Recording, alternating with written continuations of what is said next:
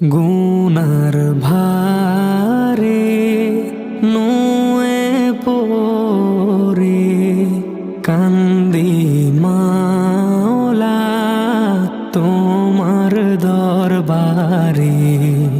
জনম ধরে গুনাহ করে ক্ষমা পেতে ডাকি তোমার।